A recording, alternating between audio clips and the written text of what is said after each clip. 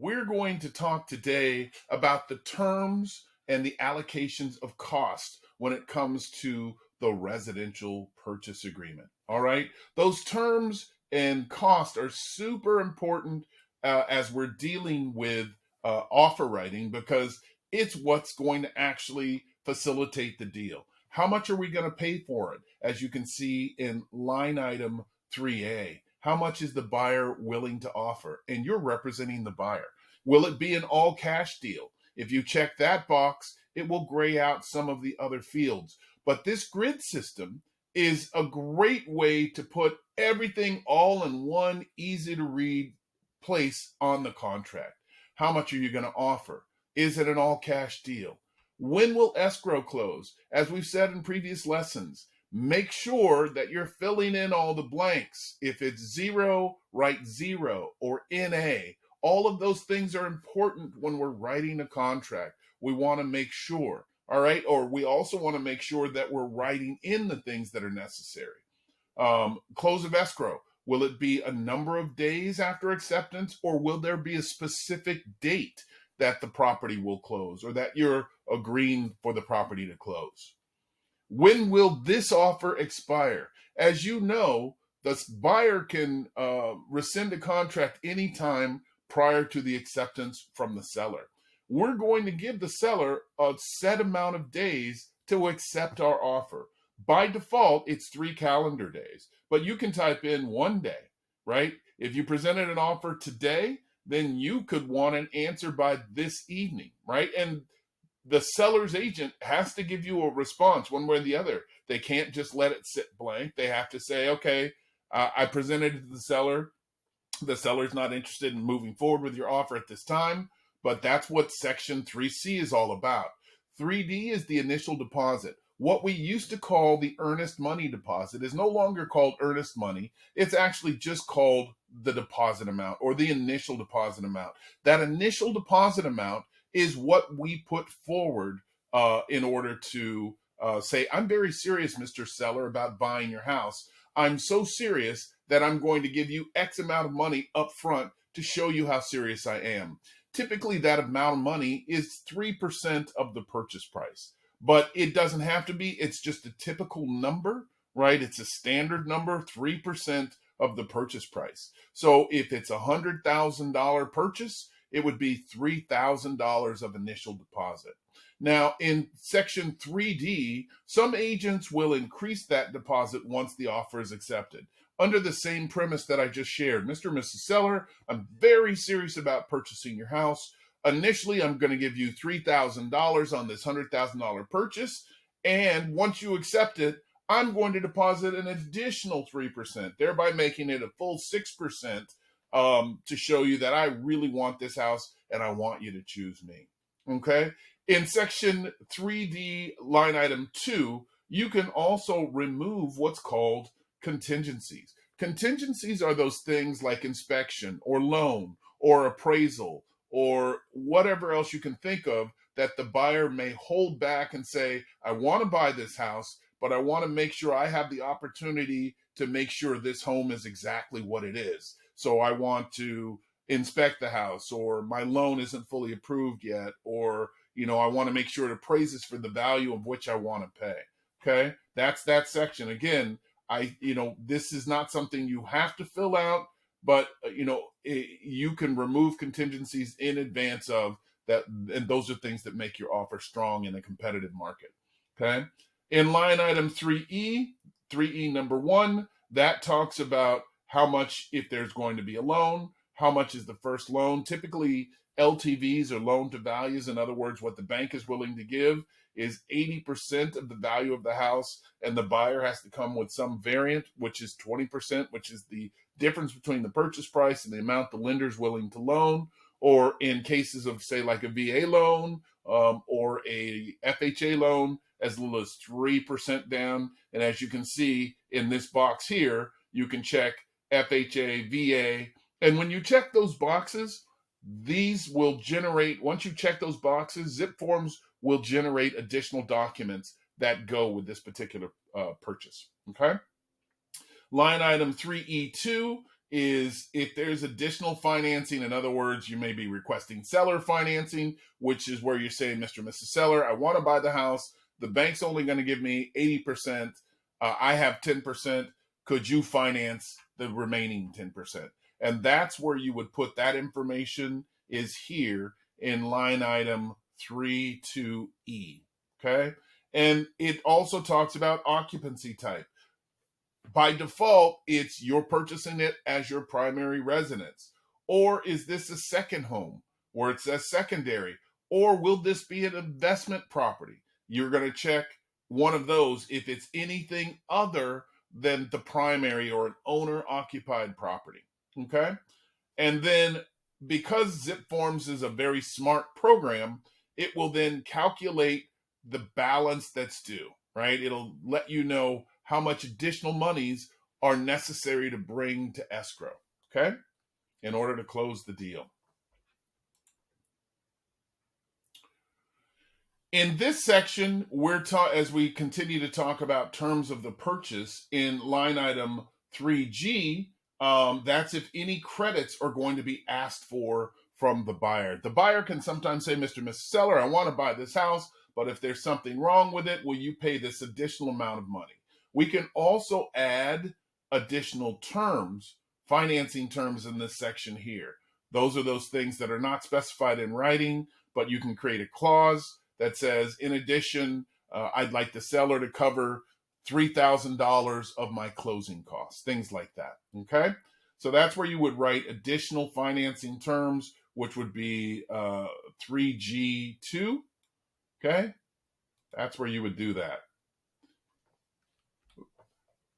And then, of course, you want to make sure that you verify that they actually have the money to do the deal. So verification of down payment and closing costs. Typically, we want to submit a letter to the seller that says, yes, my buyer is good to go. Also, if it's an all cash, you want to verify that they do, in fact, have all that money in the bank in order to facilitate the purchase of this deal. If they're getting a loan, you want a pre-approval letter from the lender that verifies that they've actually done it. Or you can zero out all of these days. By default, it's 3 days. You have 3 days to show these things. If you've already done them in advance, 0, 0, 0. Nullify all those days. Or you can check pre-approval already done or fully underwritten if they've already submitted their documents, right? Again, very smart, intuitive forms and Zip Forms now, okay?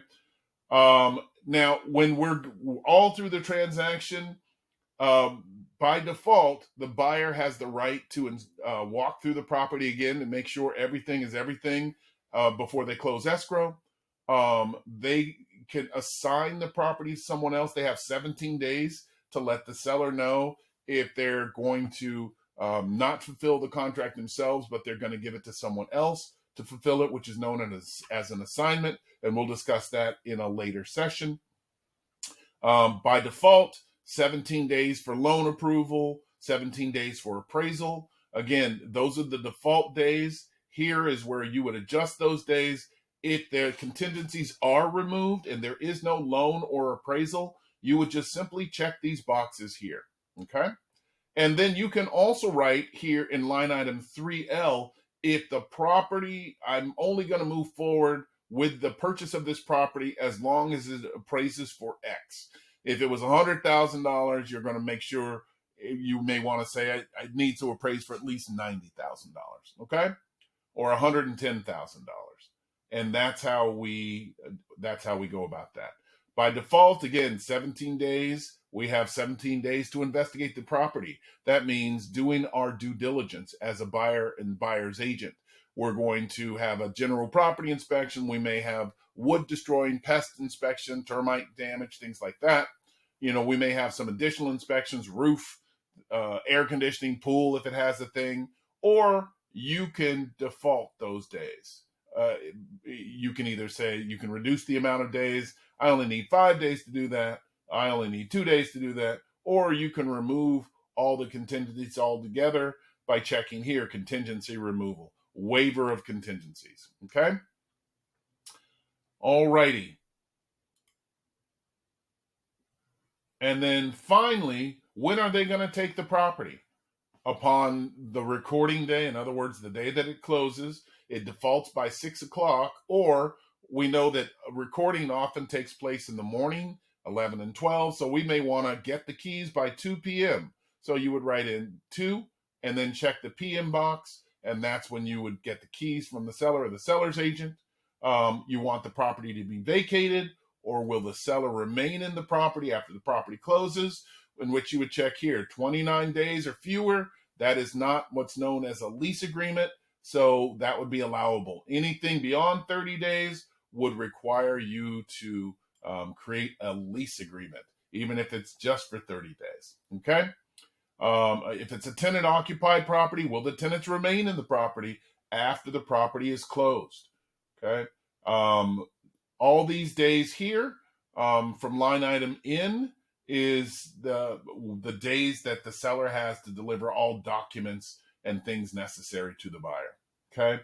And then in line item P, these are all the things that are going to be included in the property. You want to make sure you do your due diligence and visual inspection. If it has a stove and you want that stove, or your buyer wants that stove to stay, click stove, click refrigerator, click wine refrigerator, washer, dryer, etc.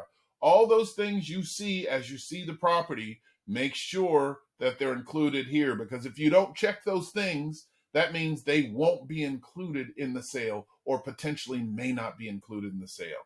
If there are things that you don't want on the property, if there's a above ground hot tub, or a Murphy bed in one of the rooms, you want to make sure that in your terms you're going to check Murphy bed. If you check that, that means seller has to remove it. Check that, that means seller needs to remove the hot tub. Okay, all those things are necessary. Remember, guys, this is a contractual obligation. All right. In line item Q, we're talking about seller's mandatory disclosures of natural hazards, right? Do they sit on an earthquake fault zone? Is it in a high fire hazard severity zone? Who's going to pay for those reports? This is all about who pays for what. Typically, the natural hazard zone disclosure report is a cost that's borne to the seller. In a competitive market, maybe it's something that the buyer's willing to pay for to sweeten up the deal. Any additional reports? Who are going to pay for those things? Smoke alarm, CO2 detectors, water heater bracing. That's typically a cost that's the responsibility of the seller. But again, the buyer could elect to pay for that in a competitive market. Government retrofit on properties that are older, that may be in earthquake hazard zones, things like that. By checking that, that's actually telling the seller, if by me doing my investigations and I discover that there are things that are required by the government and you're required to pay for those, those could actually sour the deal because those things could be costly. So be careful on how you're checking these things. Who's going to pay for escrow? Each county has its own rule of who pays for what. So make sure you know, based on the county that you're in, who pays for what. Is the seller, the buyer, or both? Okay. Owner's title policy, same thing, by county specific. Typically, county transfer taxes are paid for by the seller, but again, either the buyer could pay for it or both, and that's negotiable.